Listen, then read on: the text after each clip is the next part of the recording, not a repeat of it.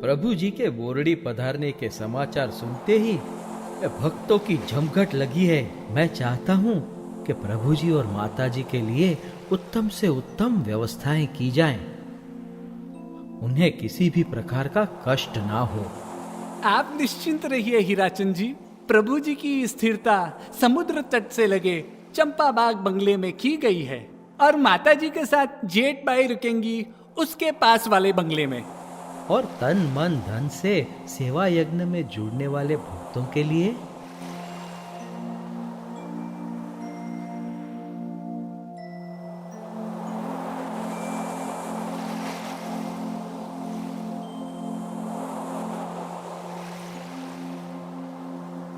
प्रभु जी सुबह 8 से 9, दोपहर 2 से 3 और रात्रि 8 से 9 प्रवचन करेंगे। उनके श्रीमुख से बहती अमृत बोध की गंगा में डुबकी लगाने सब व्याकुल हैं। याद रहे कि इस विक्रम संवत 2017 का प्रथम जेठ सुद पूर्णिमा का दिन बोरडी में अनुपम सुवर्ण दिवस कहलाने जा रहा है। ऐसा क्या होने वाला है उस दिन? भक्ति की शक्ति का अनुभव। इसी अनुभव को साकार करने संघ ने बीकानेर के मैजिस्ट्रेट श्री J.P. चन्नाणी, जैन साहित्य रत्न सरस्वती पुत्र श्री अगरचंद जी नाहटा, श्री शुभेराज जी नाहटा, महाराष्ट्र के खादी मंत्री प्राणलाल भाई, मुंबई नगर निगम के पार्षद जीवराज भाई, परम कृपालु देव की सुपुत्री जवलबा आदि जैन जगत के प्रतिष्ठित 15 लोगों की समिति बनाई। जेठ सुदी पूर्णिमा को खास तैयारियां की गई। माताजी के कमरे में रखी वस्तुओं की सूची बनाई गई, जिसमें भगवान का चित्रपट, पाट, बाजोट, थाली व अगरबत्ती, केवल यही 5 वस्तुएं सम्मिलित थी। माताजी के वस्त्रों की पूरी तलाशी के बाद नए वस्त्र धारण करवाए गए। माताजी भीतर समाधिष्ठ होने जा रही थी।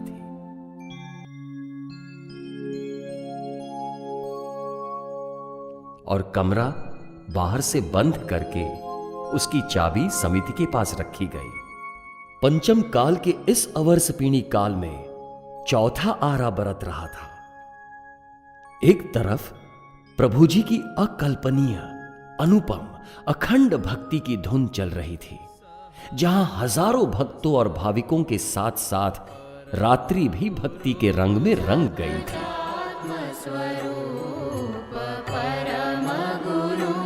सहजात्म स्वरूप परम गुरु, सहजात्म स्वरूप परम गुरु। तो दूजी तरफ माता जी संपूर्णतः ध्यानस्थ हो चुकी थी।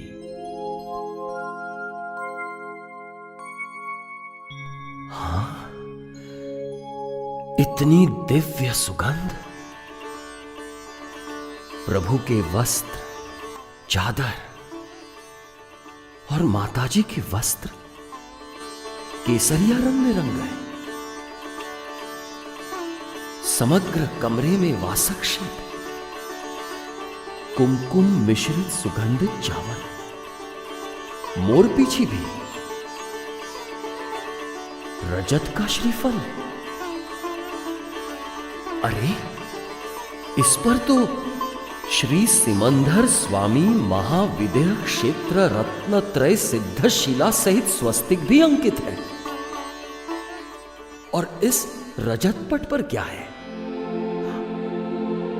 श्लोक, इंद्रादयो नतायस्य पाद पद्मे मुनिर्हिसः युग प्रधान सहजानंद घनोय भारते। युग प्रधान सहजानंद घनोय भारते, अर्थात जिनके चरण कमलों में इंद्र आदि देव नतमस्तक हैं, वे सहजानंद घन प्रभु इस भारतवर्ष में आज के युग प्रधान हैं। युग प्रधान पद देवो आप्यू, बोरडी नगर मोजारी।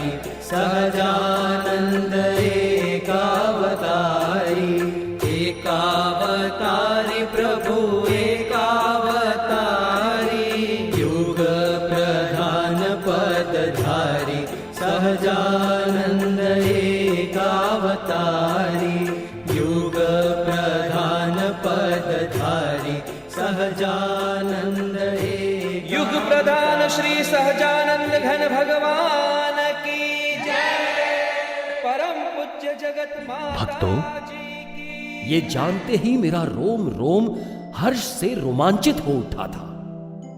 विक्रम संवत 2017 ज्येष्ठ सुदी पूर्णिमा दिनांक 30 मई 1961 मंगलवार के दिन प्रभु जी को युग प्रधान पद प्रदान हुआ और माताजी धन देवी जी को जगत माताजी की पदवी से विभूषित किया गया।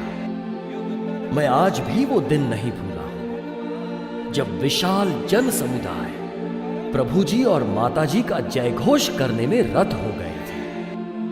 तब भक्त रत्न राज श्री हीराचंद जी भाई की अनन्य भक्ति को नमस्कार करने मेरा माथा अपने आप झुक गया।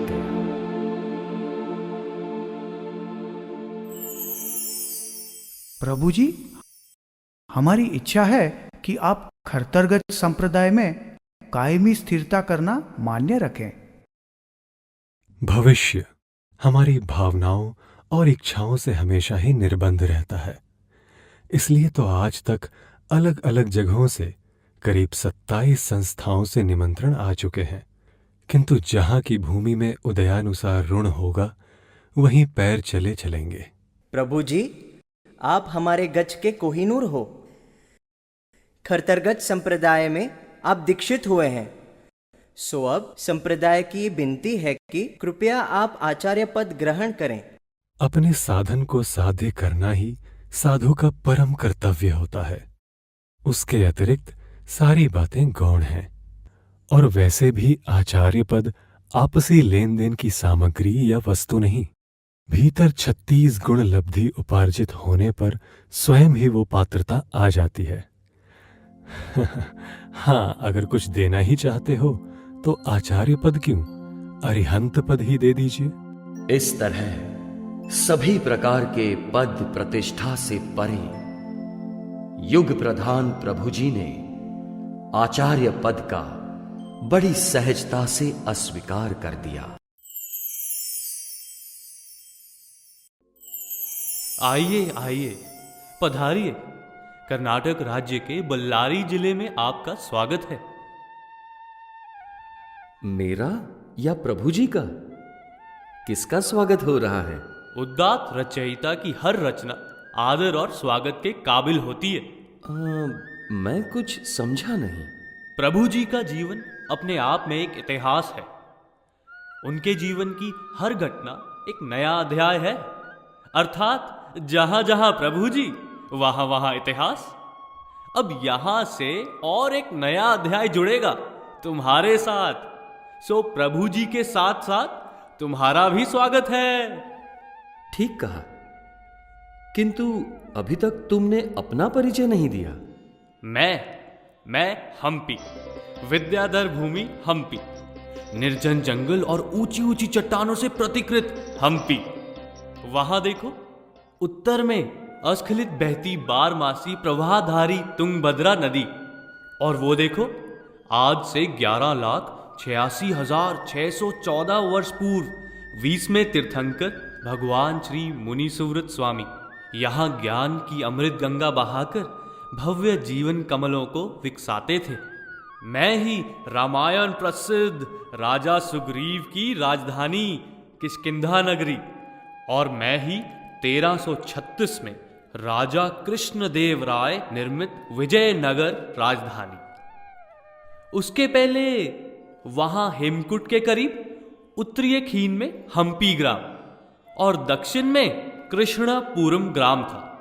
नदी के उस पार भोटजन तीर्थ और इस पार हेमकुट और चक्रकुट नामक 2 जैन तीर्थ। ये वही 3 तीर्थ है ना जो दिगंबर संप्रदाय के अधिकार में थे? वैसे हम्पी तुम्हारे बारे में बहुत सुना था।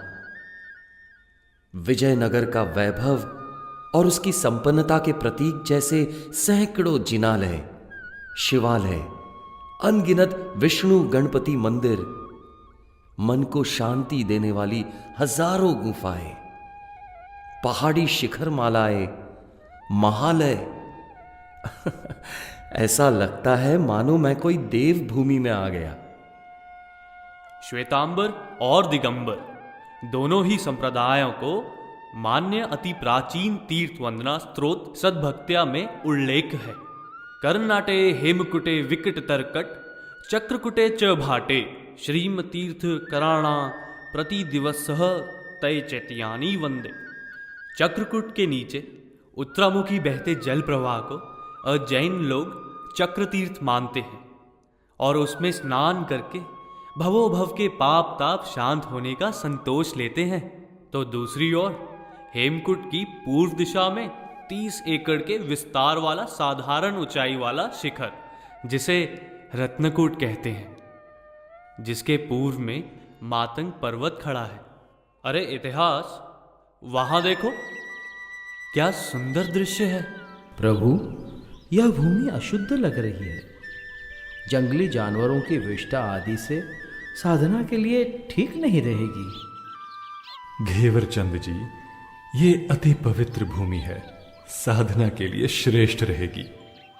प्रभु जी के प्रसन्न चित्त मुखारविंद को देखकर लगता है कि रत्नकुट भूमि की स्पर्शना करते ही उनके अंतर आत्मा की आवाज कह रही है कि वे जिसे खोज रहे थे वो यही उनकी पूर्व परिचित साधना भूमि है।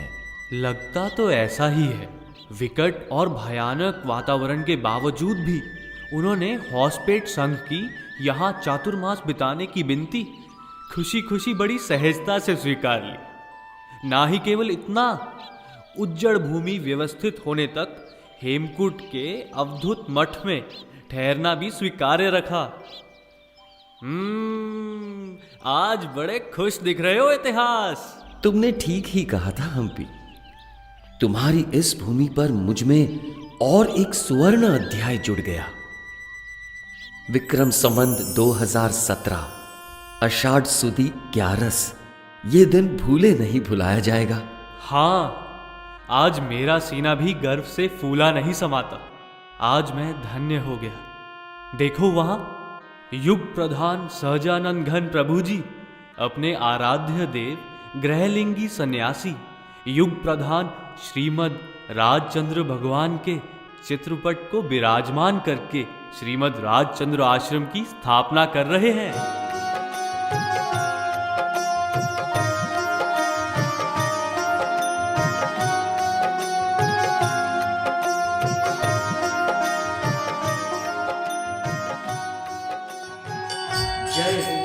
जय हो प्रभु जी की जय हो।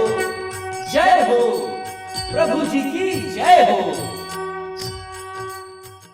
किंतु इतिहास, मुझे आज एक बड़ा ही गहन प्रश्न सता रहा है। उसका उत्तर केवल तुम ही दे सकते हो, क्योंकि प्रभु जी के जीवन के तुम सदा ही साक्षी रहे हो। ऐसा क्या प्रश्न है हम्पी?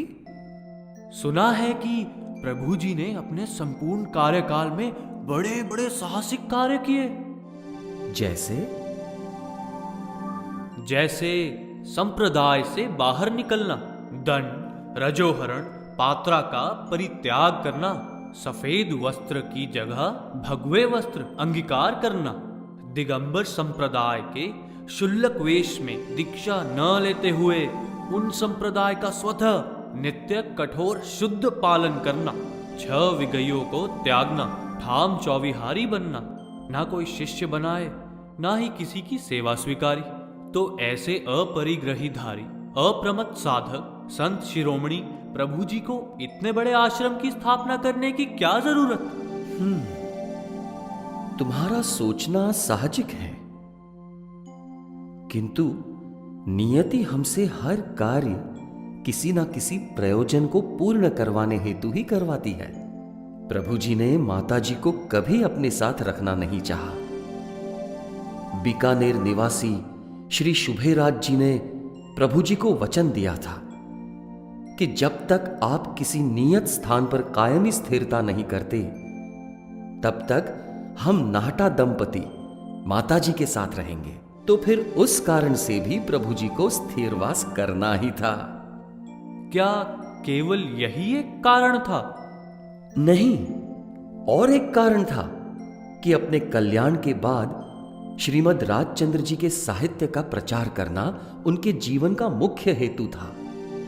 उपरांत जगत के जीवों को कल्याण के मार्ग पर चलने हेतु ऐसी व्यवस्था की जाए जो उनके लिए आत्मा का साक्षात्कार करने में योग्य माध्यम बने। किंतु इन सबसे भी एक अधिक महत्वपूर्ण कारण था, नियति का विधान। प्रभु जी काल के प्रभाव से परे न थे। वो भली भांति जानते थे कि सूफी ज्योतिष ने लालबाग में जो भविष्यवाणी की थी वो नियति का संकेत था कि उनसे एक तीर्थ की स्थापना होकर ही रहेगी। चलो मैं आश्रम स्थापना का ध्येय उनके ही शब्दों में सुनाऊं। आत्मार्थी थई आत्मज्ञान संप्राप्त करूं, सांप्रदायिक समन्वय द्वारा सांप्रदायिक मध्यस्थ साधकों ने मूल मार्गનું દિગ્દર્શન કરવું, પોતાના ઉપાદાનને સુધારી શકાય એને અનુરૂપ સાધના કરી, જ્ઞાન, ભક્તિ અને યોગ એ ત્રણેયનું સમન્વય સાધવું, ઉચિત પ્રમાણિક ઇતર સાંપ્રદાયિકોને પણ અપનાવવા, આ બધું કરવા છતાં પોતાના ધ્યેયને વફાદાર રહેવું, પોતે ઘેરામાં ઘેરાવું નહીં, ટાઇટલ રહિત રહેવું, એમ જગતના કેવા કર્મના ઋણથી ઉરુણ થઈ સ્વધામ તોરાએ પહોંચવું। इतिहास शायद प्रभु जी की यही धार्मिक विचारधारा को समझने के बाद हमारे तहसीलदार श्री बसलिंगप्पा ने यहाँ स्थायी विराजमान होने की विनती की। हां, तुम्हें पता है रामानुज संप्रदाय के वयोवृद्ध आचार्य श्री तोड़प्पाचार्य जी रामनवमी के दिन प्रभु जी को हॉस्पेट ले गए। प्रवचन में प्रभु जी ने आध्यात्मिक दृष्टिकोण से रामायण के पात्रों का जो वर्णन किया वो आचार्य जी को इतना सुहाया कि उल्लास में खड़े होकर घोषित कर दिया, प्रभु जी, रत्नकुट पहाड़ पर हमारे हक की जितनी भी जमीन है वह सारी आपके चरणों में सादर भेंट। इसी बात से प्रभावित होकर मैसूर राज्य के गृह प्रधान श्री RM पाटिल ने करीब 30 एकड़ पहाड़ की फ्री पट्टा जमीन आश्रम के नाम करवाई। सच कहा, सब परम कृपालु देव की कृपा। वहां देखो, बड़ी चैत्य गुफा में चंद्र प्रभु स्वामी भगवान की पाषाण प्रतिमा, श्री पार्श्वनाथ भगवान की धातु की प्रतिमा और परम कृपालु देव की 31 इंच की ध्यानस्थ मुद्रा में सुरम्य पाषाण प्रतिमा विराजमान की गई है। प्रभु जी की स्थिरता मेरे लिए विकास का आशीर्वाद ले आई है। प्रभु जी की गुफा की बाईं ओर वाली गुफा में माता जी की स्थिरता, पानी के कुंड, यात्रियों के लिए निशुल्क हिसाब से चलती भोजनशाला, भक्तों द्वारा बने कुछ स्वतंत्र मकान, पुरुष हॉल एवं महिला हॉल, चद्दर, चटाई और तकिए की सुविधा के साथ बसी हुई पर्ण कुटीर, हर कार्तिक पूर्णिमा के दिन आश्रम का ध्वजारोहण कार्यक्रम, 7 व्यसन, रात्रि भोजन, कंदमूल आदि, अभक्ष्य भोजन तथा अब्रह्मचर्यादि का त्याग, यथाशक्ति प्रतिज्ञा पूर्वक आत्मभान एवं वितरागता का अभ्यास।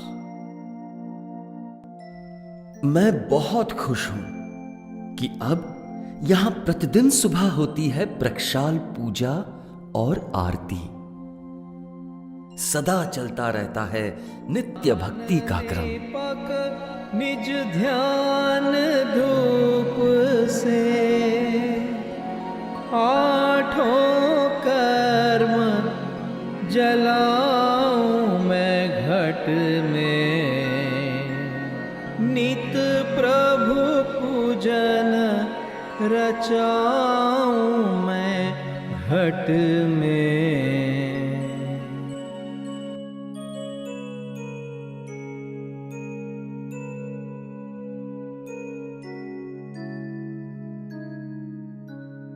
बेटी चंदना, क्या बात है?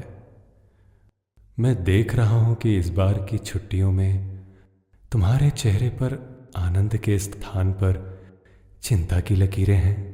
क्यों? यहां हम्पी में हमारे पास मन नहीं लगता? ऐसा नहीं है प्रभु जी, आपके और माता जी के साथ रहने ही तो मैं छुट्टियों की प्रतीक्षा करती हूँ। देहरादून स्कूल में पढ़ाई के साथ आप दोनों का स्मरण मात्र ही मन को प्रसन्न कर देता है, किंतु इस बार आप मुझे मुंबई भेज दीजिए। क्यों? कोई आपत्ति है यहाँ? कोई आपत्ति नहीं, किंतु मुझे यहाँ डर लगता है। डर? बेटी, डर हमारे जीवन का सबसे बड़ा शत्रु होता है। पग पग पर आत्मविकास के मार्ग में आने वाला सबसे बड़ा अवरोध। डर से ऊपर उठना सीखो बेटी। असंभव। इतना डर? किससे? उन सर्पों से जो 24 घंटे यहाँ वहाँ रेंगते रहते हैं, कभी आपके पास, कभी माता जी के पास, और तो और रात को जिस चटाई पर सोती हूँ उसके नीचे से भी निकल आते हैं। ऐसी परिस्थिति में मैं यहाँ नहीं रह सकती। वे सारे हमारे मित्र हैं, और मित्रों से भला क्या डरना?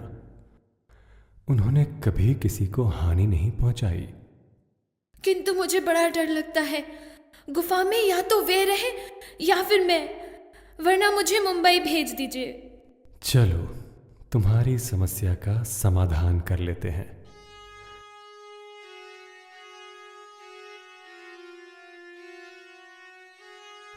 सुखलाल जी, सीमेंट का खाली थैला लाइए तो। मेरे मित्रों, आपको यहां से विदा देने का समय आ गया है। इस लड़की को आपसे बहुत डर लगता है, सो आप सब इस थैली में आ जाइए। अब आज के बाद यहां कभी भी लौट कर आने की चेष्टा नहीं करना।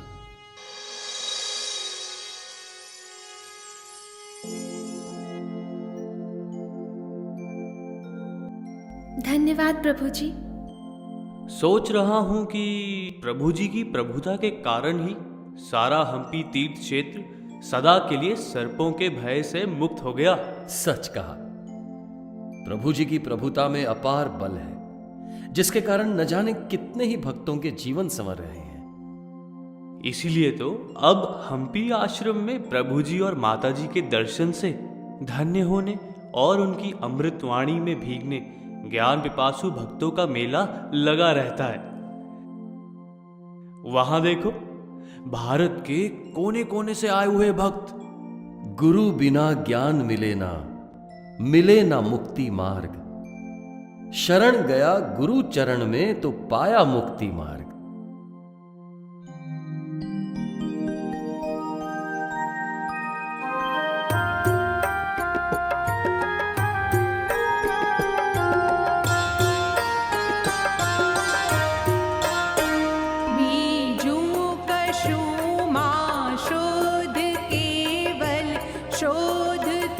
सतपुरुष ने अर्पाई जाते ना चरण मां सर्वथा शुद्ध कर मने। राजी रहे तेनी रजा सर्वस्व सत्य प्रमाणीने પછી મોક્ષ જો તુજ ના મળે તો માગજે મારી કને।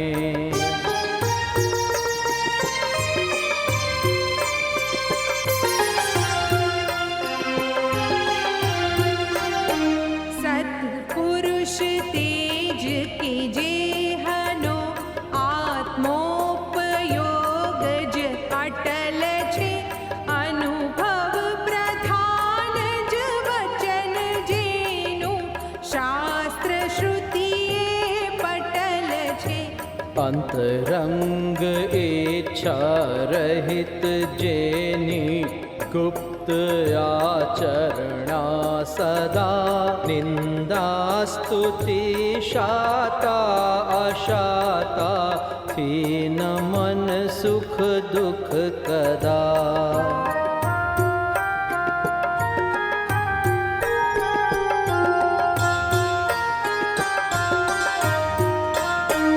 भव एक जो सत्पुरुष ने राजी करे सहवास थी, तेनी बधी इच्छा प्रशंसे रोम रोम उल्लास थी। 15 भवो माहेज तो तू पामशे मुक्ति सही, गुरुराज अनुभव गंग सहजा नंद रस थी लहलही। गुरुराज अनुभव। हम्पी, जरा उधर देखो तो, तुंगभद्रा की ओर। नदी के गहरे पानी में उतरे हैं वो छगन भाई और सुंदर जी भाई। वो तो नहीं, कहीं भंवर में डूब न जाए। डरो मत, प्रभु जी की भक्ति का लाभ लेने ये दोनों भक्त गदग से यहाँ आए हैं। केवल देह शुद्धि के लिए नदी में उतरे हैं। डोशी, तमारा भक्तो तुंगभद्रा नदी में झोला खाए छे।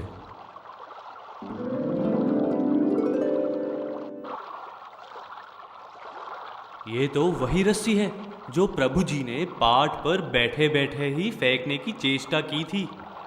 वही रस्सी पकड़कर दोनों भक्त बाहर आ रहे हैं। किंतु ये कैसे संभव हुआ? प्रभु जी की दिव्य शक्ति का चमत्कार, वरना आज तो ये दोनों भक्तों का जीवन ही समाप्त हो जाता।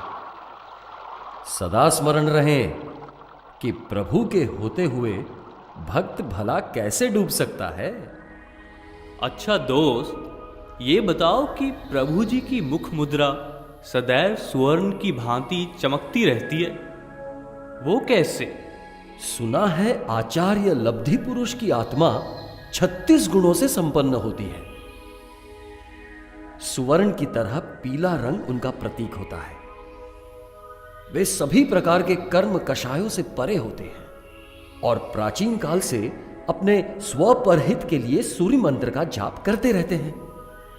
दादा गुरुदेव के आदेश और निर्देशानुसार प्रभु जी ने भंवरलाल जी नाहटा से खरतर गच के सूर्य मंत्र कल्प की प्रतियां मंगवाई, दादा गुरुदेव से शुद्ध करवाई और फिर प्रतिदिन अभ्यास पूर्वक जाप करने लगे। पहले जिस जाप को पूरा करने उन्हें 2-2.5 घंटे लगते थे, उसी जाप में अब केवल 1 ही घंटा लगता है। ओह, अब समझा। प्रभु जी ने इसीलिए परम कृपालु देव श्रीमद् राजचंद्र जी के खड्गासन चित्रपट के चारों ओर अपने हस्ताक्षरों में सूर्य मंत्र लिखा, जिसके दर्शन का लाभ भक्त जनों को नित्य रूप से मिलता ही रहता है। पिताजी, आज आप बड़े आनंदित दिख रहे हैं। कोई विशेष बात? लालू, तुमने ठीक कहा। कल रात भर प्रभु जी ने मुझ पर खूब कृपा बरसाई। वो बोध देते रहे और मैं सुनता रहा, किंतु ऐसा प्रतीत हो रहा था कि जो सामने बैठे हैं वो प्रभु जी नहीं, परम कृपालु देव हैं। प्रभु जी, आपकी कृपा से परम कृपालु देव के सानिध्य की प्रतीति मेरे मन को इतना प्रसन्न कर गई है कि ऐसा लगता है कि बस यूं ही आपके सामने बैठा रहूं और आपकी बोध गंगा में नहाकर स्वयं को निर्मल करता रहूं। जिस किसी भी भक्त को ऐसा अनुभव हो, वो कृतार्थ हो जाए। सोमा बापा ने जीवन के अवर्णनीय आनंद का अनुभव किया। પ્રભુ, ઘણા દિવસથી જોઉં છું આપ નિરંતર અખંડ જાપમાં સ્થિર થઈ ગયા છો. બહાર ક્યાંય આપનું લક્ષ્ય નથી. કેવલ અંતર આત્મામાં જ વસો છો. પ્રભુ, શું આપને કેવલ જ્ઞાન થઈ ગયું છે? ડોશી, એમાં હવે શું બાકી હોય? पामशुं पामशुं पामशुं रे અમે કેવલ જ્ઞાન હવે પામશું અમે કેવલ જ્ઞાન હવે પામશું।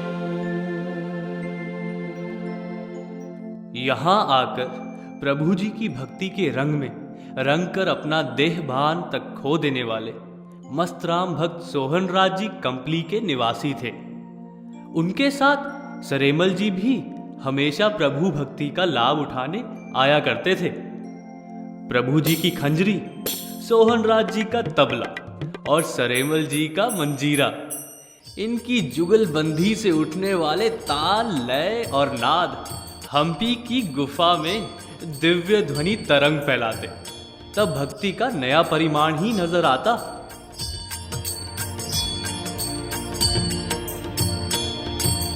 जन्म जरा मरणादिक सर्व दुखोनो अत्यंत क्षय करना प्रभु अत्यंत क्षय करना।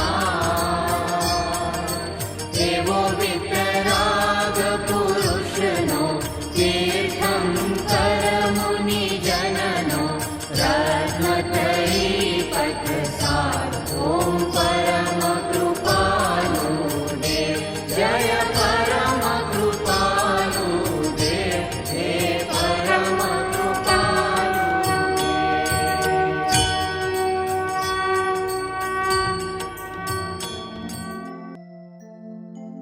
प्रभु, कृपया अब कंपली वापस जाने की आज्ञा दें।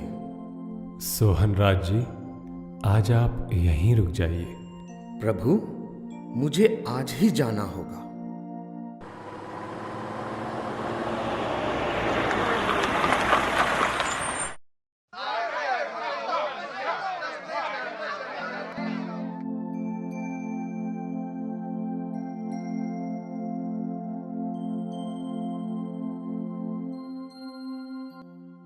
प्रभु जी, आप गुफा के द्वार पर ऐसी अवस्था में क्यों? क्या करें, आप जैसे भक्त जब आज्ञा नहीं मानते हैं तब हमें ऐसा दंड मिल जाता है। भगवान और भक्त का नाता ही कुछ अलौकिक होता है। न केवल भक्त किंतु भगवान भी भक्त के अधीन होते हैं। भक्त के लिए कष्ट उठाने से भी पीछे नहीं हटते। अपने सच्चे आश्रित भक्तों को प्रतिपल सुरक्षित रखकर योग्य मार्ग पर चढ़ाते हैं।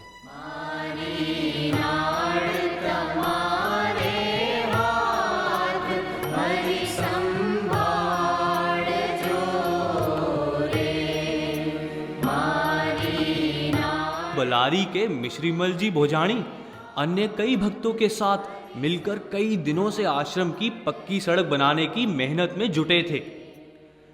वैसे तो सब अच्छे से हो गया, किंतु केवल एक गड्ढा अथाग परिश्रम के बाद भी भरने का नाम ही नहीं ले रहा था। सब उदास थे, सो समस्या का समाधान ढूंढने मिलकर गए प्रभु जी के पास।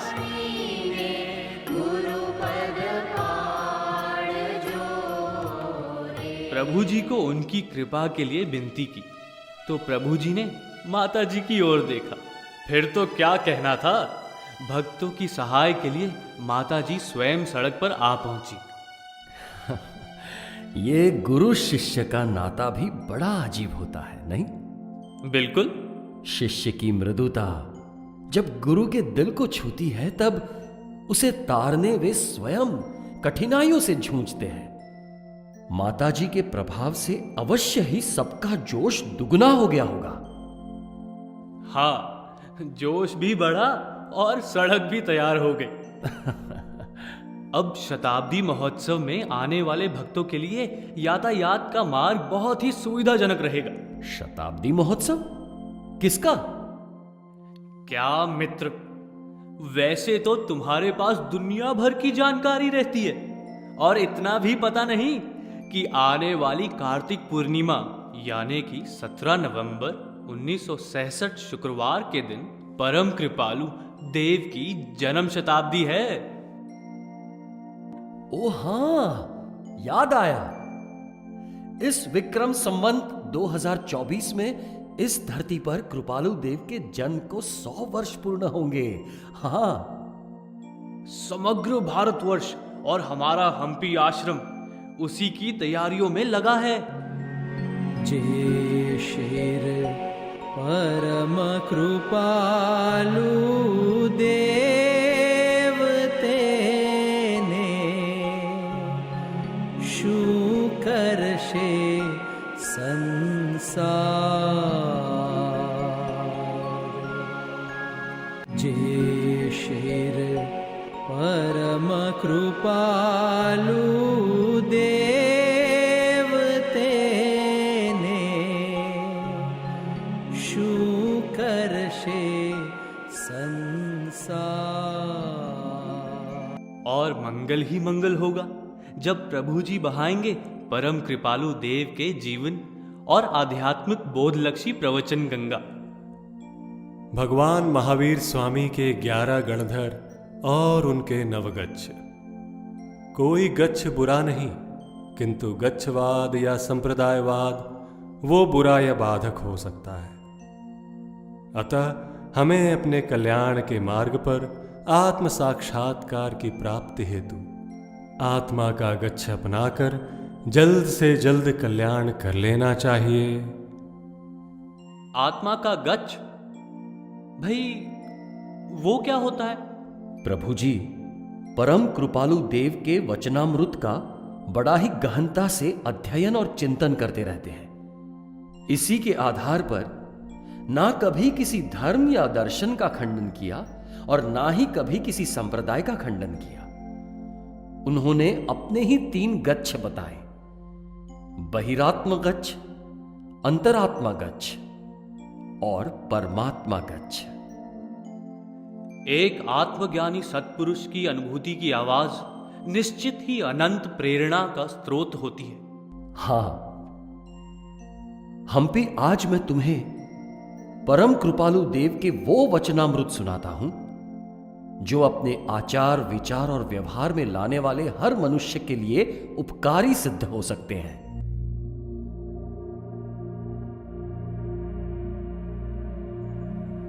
तू गमे ते धर्म માં માનતો હોય તેનો મને પક્ષપાત નથી। માત્ર કહેવાનું તાત્પર્ય કે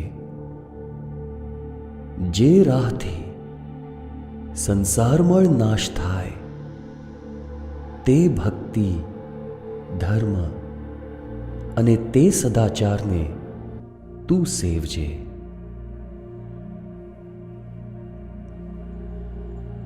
આ જગત પ્રત્યે અમારો પરમ ઉદાસીન ભાવ વર્તે છે। તે સાવ સોનાનું થાય તો પણ અમને તૃણવત છે। એક પુરાણ પુરુષ અને પુરાણ પુરુષની પ્રેમ સંપત્તિ વિના અમને કંઈ ગમતું નથી। અમને કોઈ પદાર્થમાં રુચિ માત્ર રહી નથી। કંઈ પ્રાપ્ત કરવાની ઈચ્છા થતી નથી।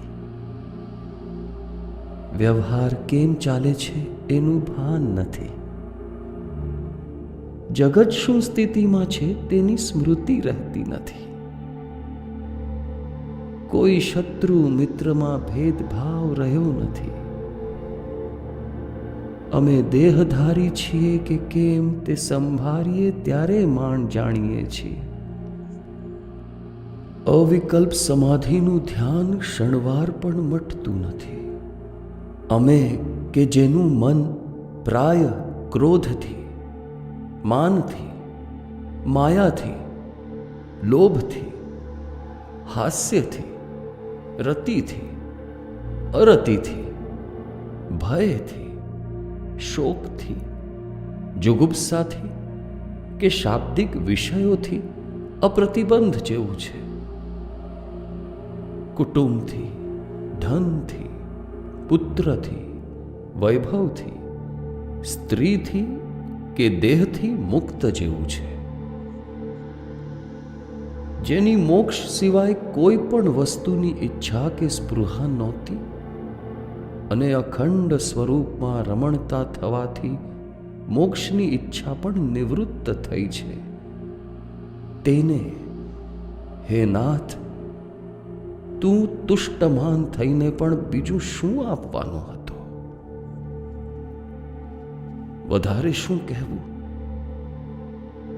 આ વિષમ કાળમાં પરમ શાંતિના ધામ રૂપ અમે બીજા શ્રી રામ અથવા શ્રી મહાવીર જ છીએ, કેમ કે અમે પરમાત્મા સ્વરૂપ થયા છીએ.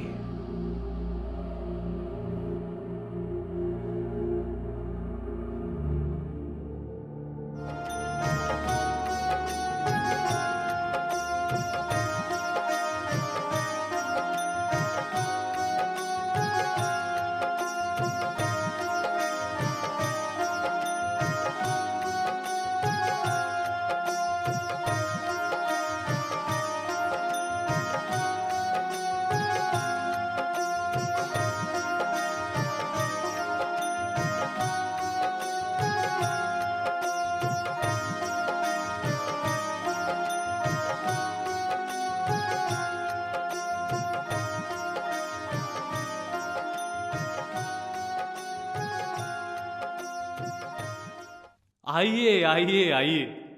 वाह मित्र, चंद दिनों का कहकर गए थे और पूरे 5 महीने लगा दिए। इतनी लंबी यात्रा।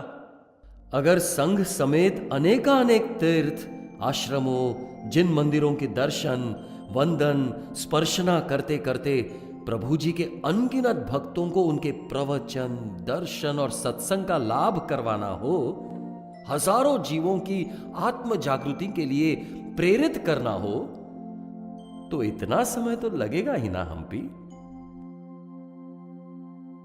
वो तो मैं समझ रहा, किंतु मैं व्याकुल हूं प्रभु जी और माता जी की अनुभव ज्ञान की यात्रा जानने। तुमने वादा किया था, सो अब वो सारे रोचक किस्से मुझे कहने ही होंगे। कहता हूं, जरा धीरज धरो। चलो, सबसे पहले बात करता हूं मुंबई की। षणमुखानंद हॉल में 2000 से भी ज्यादा भक्तों की भीड़ थी। 2000 से भी ज्यादा। हां, सीट ना मिलने पर लोग हॉल की सीढ़ियों पर भी बैठे हुए थे। प्रवचन गुजराती में था और विषय था आत्म साक्षात्कार का अनुभव क्रम। मैं वहां नहीं था, फिर भी वहां की छवि मेरे मन में उभर रही है। प्रभु जी की अमृतमयी वाणी और भक्तों की आंखों में उनके प्रति झलकती हुई धन्यता, कितना अद्भुत समन्वय। हां हम्पी, मुंबई के भक्त इस दिन को भूले भुला नहीं पाएंगे। फिर वहां से हम गए वड़वा तीर्थ। विक्रम संवत 2024 माक्सर सुदी 13। उस दिन वहां खुले आसमान के नीचे अखंड रात्रि भक्ति का आयोजन किया गया था। एक पाठ पर कृपालु देव का चित्रपट और दूसरे पाठ पर प्रभु जी स्वयं। वाह, अति नयन रम्य दृश्य रहा होगा। हां, ऐसे में बड़ी ही विस्मयकारी घटना घटी। वो क्या? बिन मौसम की बरसात ने सारी धरा को भिगो दिया, किंतु कृपालु देव और प्रभु जी की पाठ को एक बूंद भी नहीं छुई। इस घटना के साक्षी बने सारे भक्त प्रभु जी को अहोभाव से नतमस्तक हो गए। निश्चित ही ऐसी घटना से प्रभु प्रति उनकी श्रद्धा और भक्ति और दृढ़ हो गई होगी। तुम्हें याद है ना हम्पी, जाने से पहले मैंने क्या कहा था कि प्रभु जी चाहे यहां हो ना हो, उनकी भक्ति की शक्ति सदा ही यहां की हवाओं में तरंगित रहेंगी। हां, बिल्कुल याद है। कुछ ऐसा ही अनुभव माता जी को मोकलसर की गुफा में हुआ। डोशी, અમે અહીં સેના જાપ કર્યા હતા। પ્રભુ, આપે ત્યારે સોહમના જાપ કર્યા હતા, જેના શુદ્ધ પરમાણુ આજે પણ અનુભવાય છે। ज्ञानी की बात केवल ज्ञानी ही जान सके। ऋषिकेश में प्रभु जी को गुरुपद पर स्थापित करने वाली अनाहारी सती मां से मिलने वे बालागाम पधारे। मेरे नाथ पधारे, मारो नाथ आयो, मारो नाथ आयो।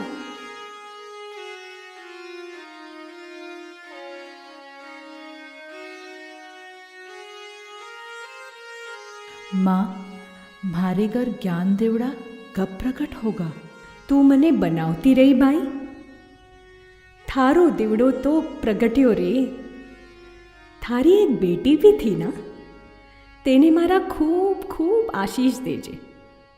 वाह, भगवान और भक्त का कितना अद्भुत मिलन। जयपुर में श्री नवीन भाई जवेरी ने रविंद्र रंगमंच सभागार में प्रभु जी के सार्वजनिक प्रवचन का आयोजन किया था। प्रभु जी ने आत्म साक्षात्कार का अनुभव क्रम इस विषय पर बोध दिया। बड़े विस्तार से अपने अनुभव ज्ञान के आधार पर सारा रहस्य इस तरह प्रकट किया जो जैन जगत में आज तक किसी उपदेशक ने इतनी सरलता से नहीं किया। गुरु के सानिध्य की एक एक क्षण ज्ञान के किरण समान होती है। काश मैं भी तुम्हारी तरह सातत्य के साथ प्रभु जी के सानिध्य में रह पाता।